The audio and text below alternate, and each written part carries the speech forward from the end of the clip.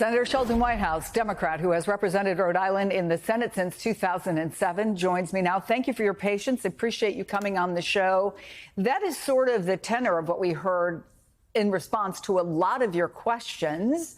Did you get any of the answers you were looking for, Senator? And if not, can you actually hold Pam Bondi accountable?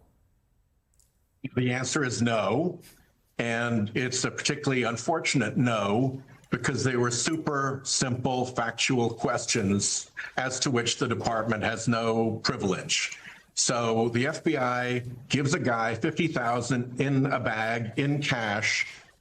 What became of the $50,000 is a perfectly legitimate question, and I couldn't get an answer to it. The FBI director says that the Department of Justice sealed his grand jury transcript after he testified under immunity, having taken the fifth.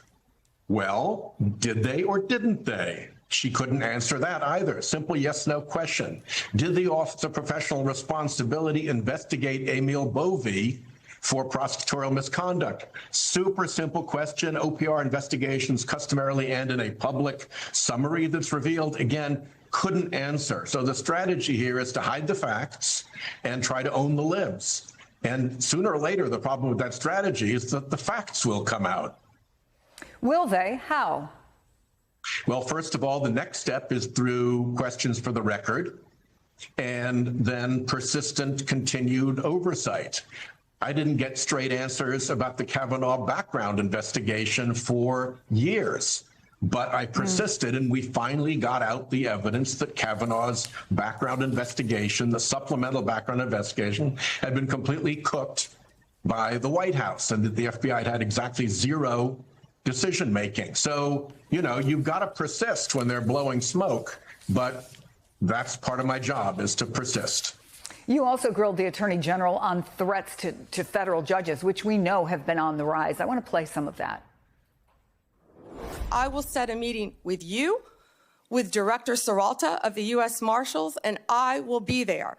And we will talk about any threats on federal judges, including orchestration, who threatened them or who orchestrated them. Bingo. Thank you. Bingo. Why? Why did you want that answer? Because so far we have seen what a prosecutor would call a lot of predication, a lot of factual indications that the threats against federal judges are being orchestrated. For instance, it seems very unlikely that across the country, dozens of people would suddenly spontaneously decide to send pizza boxes to judges who they're angry at with the names of the deceased son of another federal judge associated with the order. That looks like something that somebody orchestrated. And the danger is that the Marshal Service won't be allowed to investigate the orchestration. They'll only be allowed to investigate who sent one pizza box, and not was there somebody behind this pattern, this potential scheme of trying to terrorize the federal judiciary into doing what the Trump MAGA DOJ wants it to do. And the obvious reason is that there's a huge conflict of interest, because guess who would be orchestrating it? It would be MAGA individuals and MAGA groups and MAGA forces. So she's on the horns of a real conflict there. And the fact that she promised she would look at orchestration is a first. I've never heard that said by anybody in the department before.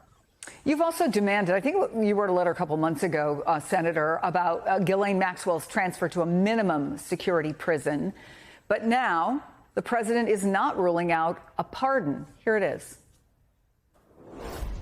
You know, I haven't heard the name in so long. I can say this, that I'd have to take a look at it. I say, well, I'll take a look at it. I will speak to the DOJ.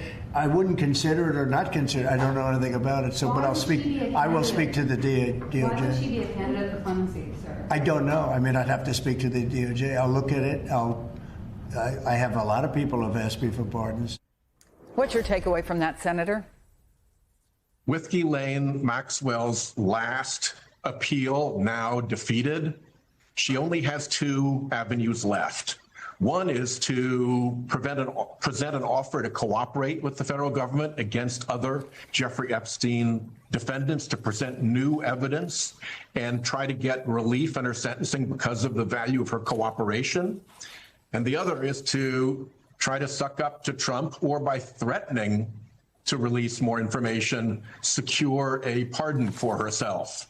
So that's the choice that she and her lawyers now face. Does she offer up new evidence, which would obviously be harmful to Trump, and which is something that the Department of Justice clearly would not welcome? Or does she try to bargain for a pardon, either by sucking up a lot or by letting it be known that she has information that she will divulge if she doesn't get a pardon?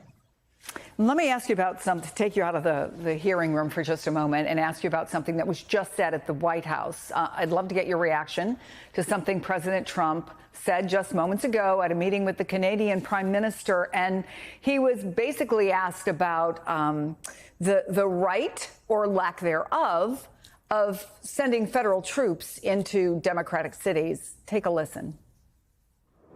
Are you planning to invoke the Insurrection Act?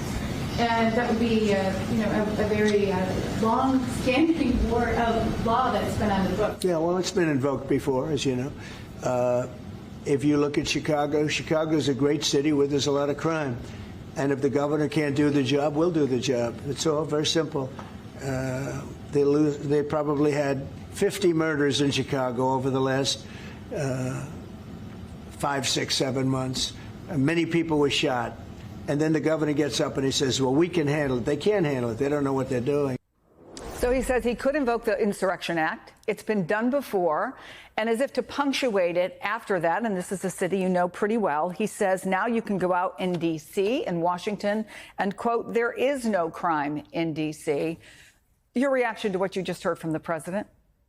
Well, his last observation is just another one of his fantasies. What happens when the president tries to send the National Guard or the U.S. military, the 82nd Airborne, whomever, into various cities, is that the Constitution steps in his way and the laws of the United States step in his way. And so far, federal judges have taken a look at his attempts and said, you know, this is actually illegal. What you are doing is not following the law. And as president, his number one duty is, as the Constitution says, to faithfully execute the law.